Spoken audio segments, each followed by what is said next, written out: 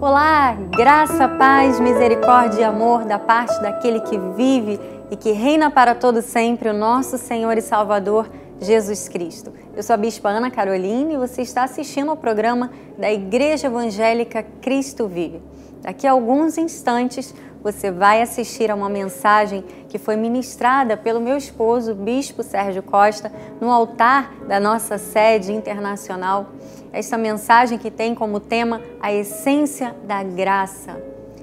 Uma palavra profunda, uma palavra que vai gerar entendimento ao seu coração, vai gerar esclarecimento sobre aquilo que o Senhor fez pela sua vida. Afinal, nós somos o que somos pela graça de Deus, pela graça nós somos salvos mediante a fé. O apóstolo Paulo diz que isto não vem de nós, isso é um dom de Deus para as nossas vidas.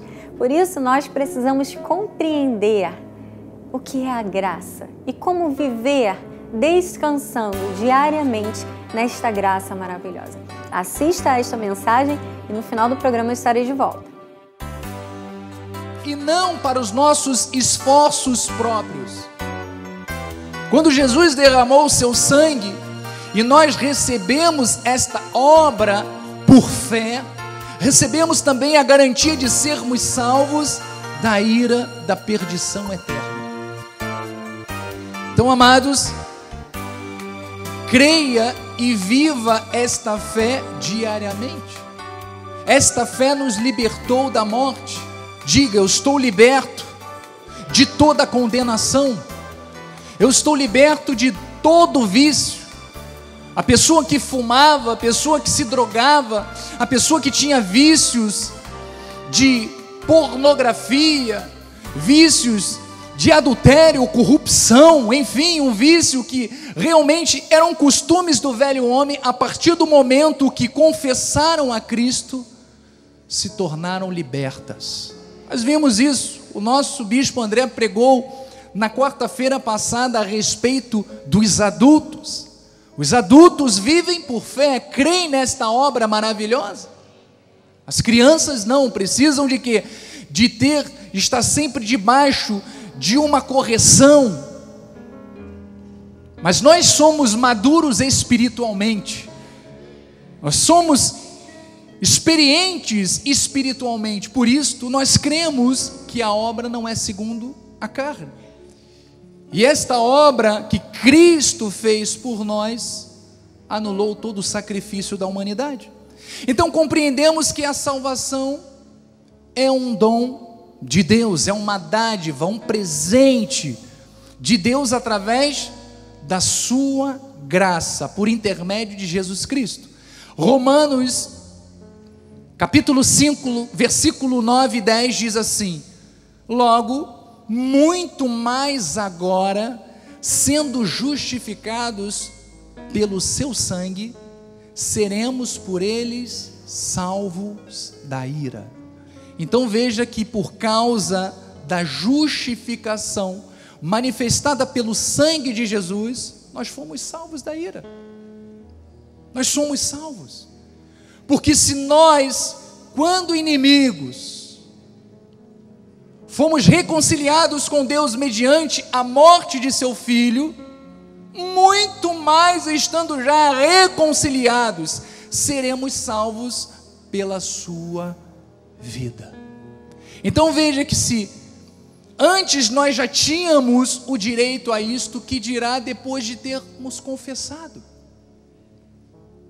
Então Deus, pela sua infinita misericórdia, Ele já nos justificou, Ele nos lavou, Ele nos redimiu de toda a maldição do pecado, e por meio da crucificação de Jesus Cristo, nós podemos dizer que somos salvos. Diga: eu estou salvo pelo sangue do Cordeiro. Então veja que esta é a primeira bênção, é o primeiro dom, é a primeira dádiva da graça de Deus, a salvação.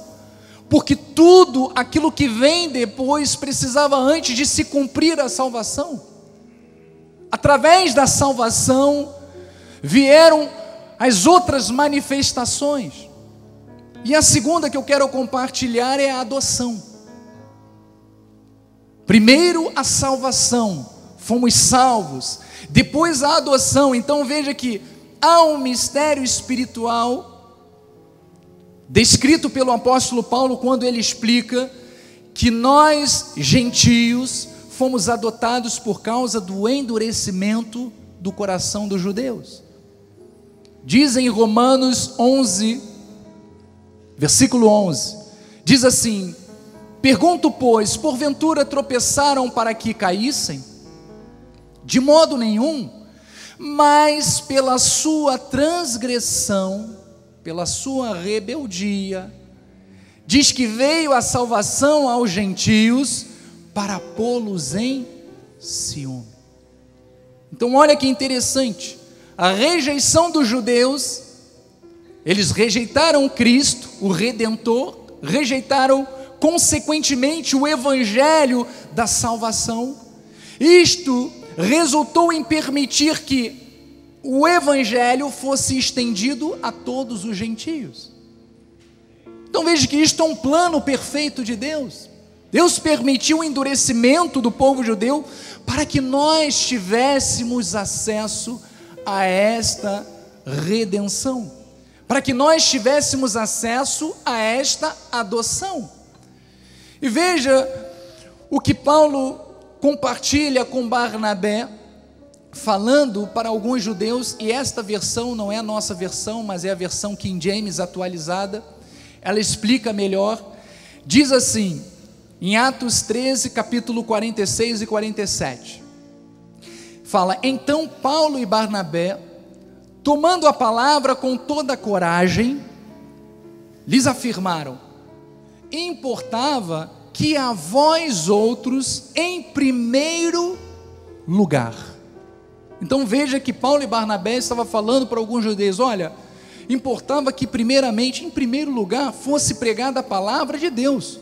Porém, considerando que a rejeitais e a vós próprios vos julgais indignos de receber a vida eterna, eis que agora nós dirigimos aos gentios.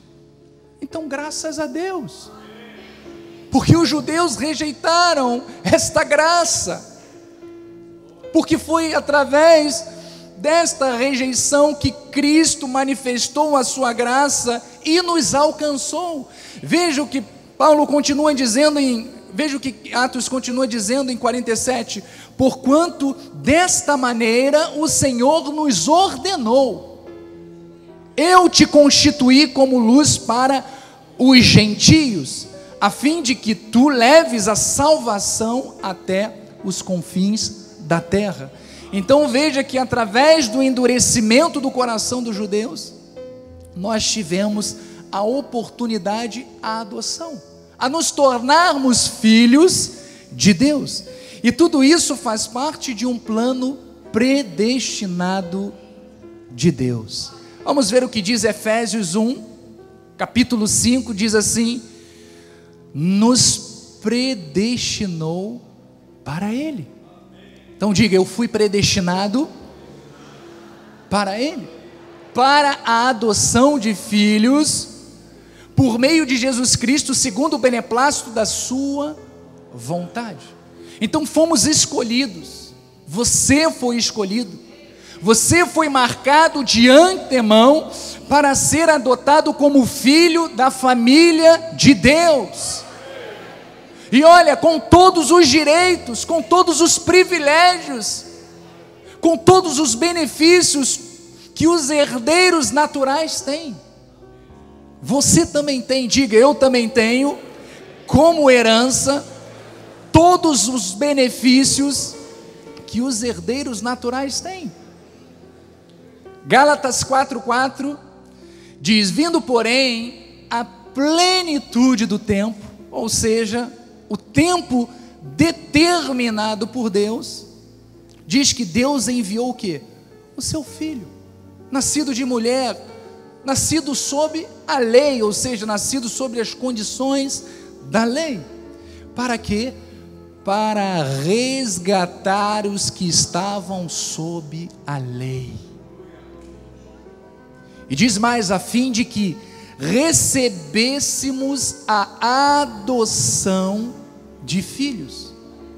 Em outra linguagem, na linguagem contemporânea, eu não sei se o Joás conseguiu colocar, mas diz assim: para redimir, ou seja, resgatar os que estavam sob o domínio da lei.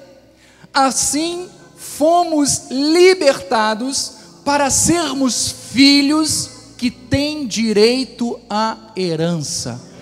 Você é um filho de Deus e você tem direito à herança, tem direito à salvação, tem direito a todas as promessas que contribuem para a vida e para a piedade. Você tem direito. Diga: eu tenho direito. Vamos ao próximo versículo. Diz: e porque vós sois filhos, enviou Deus ao nosso coração o Espírito do seu Filho, que clama: Abba, Pai. Vamos ver como é que diz na outra versão, na linguagem contemporânea. Diz assim: uma vez que fomos adotados como filhos. Veja que nós fomos adotados, não éramos filhos. Através do endurecimento dos judeus, já era um plano predestinado de Deus para nos alcançar. Nós fomos adotados. Então, diz que uma vez que fomos adotados como filhos, Deus enviou o Espírito de seu Filho ao nosso coração, o que nos dá o privilégio de chamarmos de papai. Abba, Pai, papai. Então veja que interessante, diz que ao recebermos o Espírito de Cristo no nosso coração, passamos a ter o que? A imagem e a semelhança do Filho de Deus. Você é filho de Deus. Somos filhos, somos herdeiros, fomos adotados.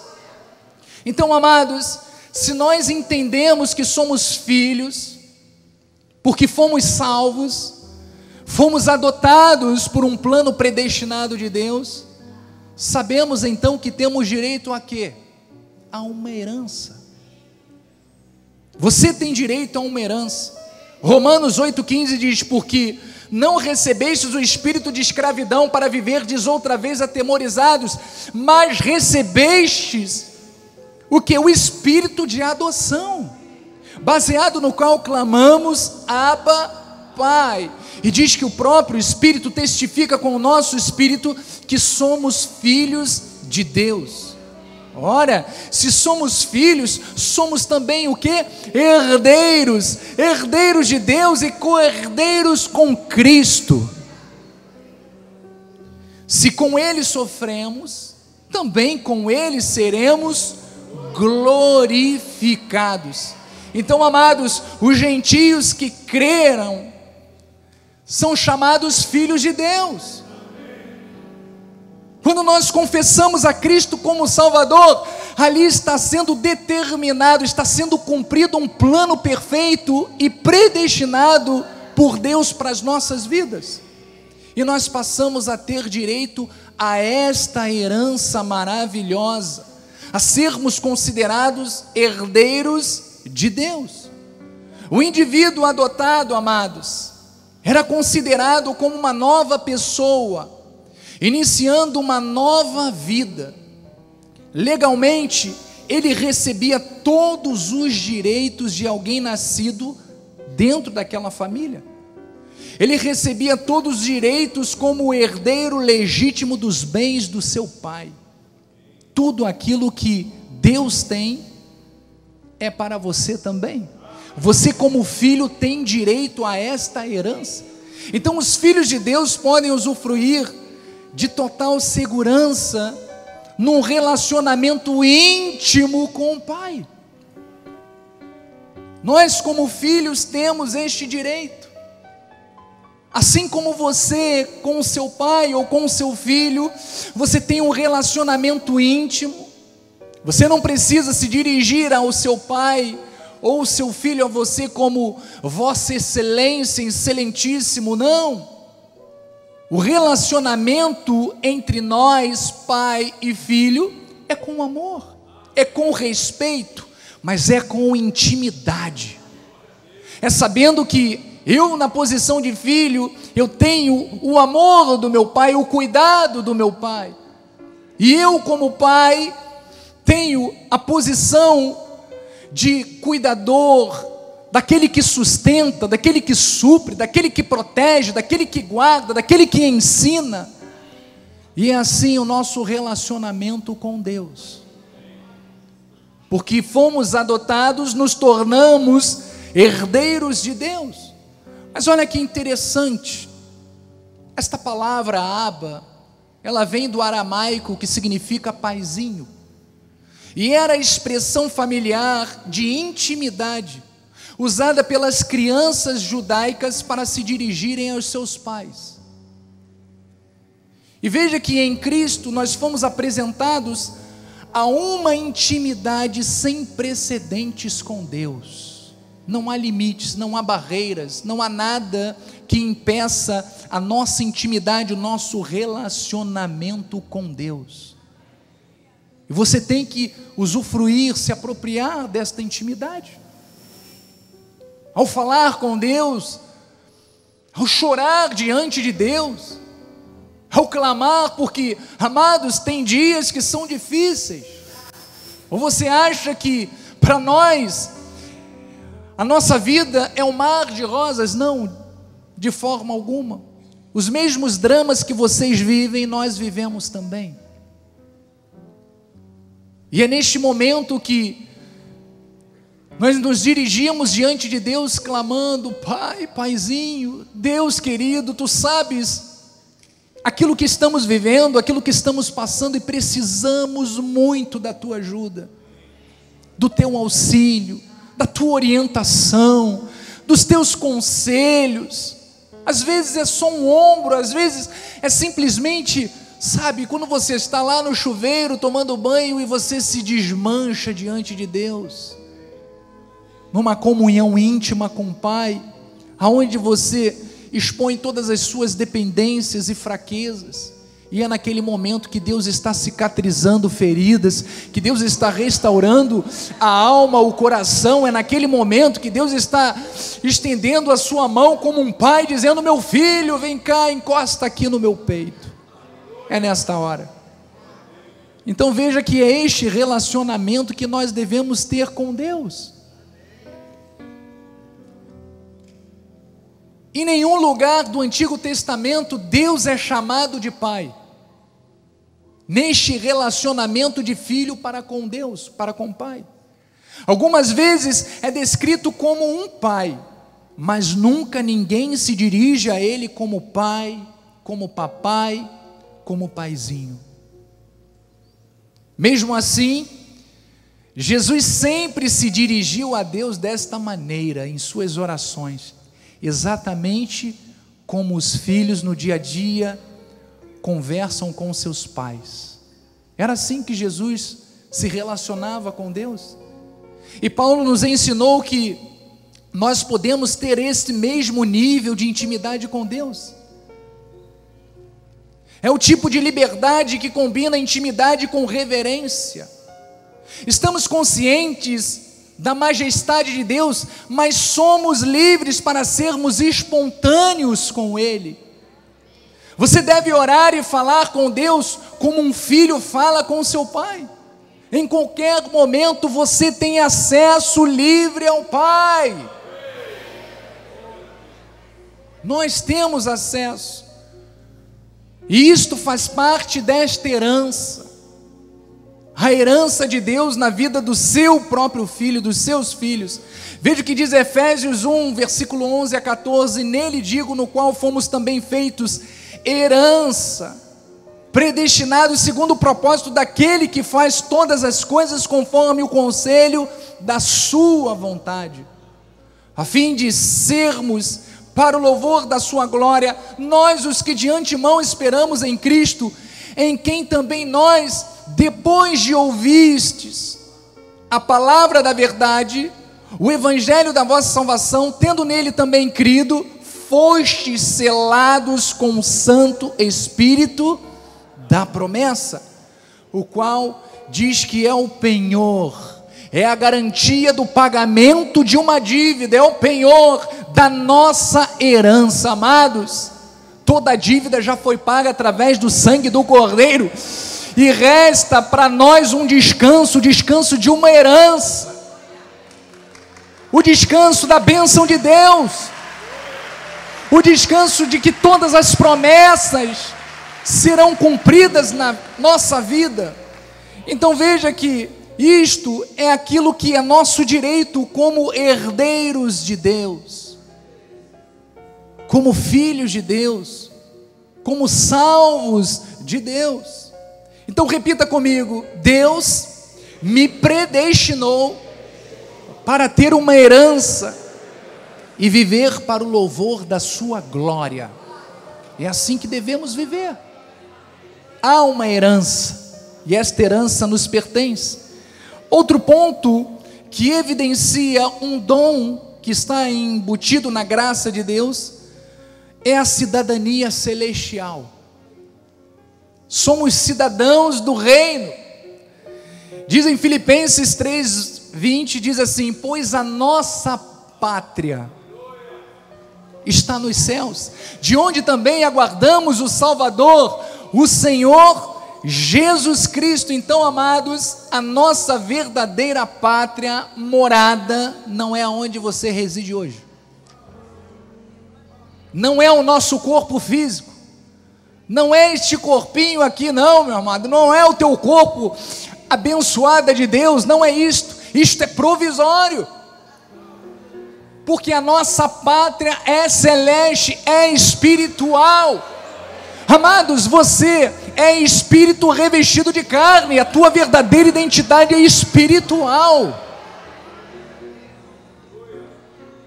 Estamos aqui como peregrinos. Esta casa, esta habitação é provisória. É claro que ela também é a habitação do Espírito Santo de Deus, somos templo do Espírito Santo, mas ela é provisória.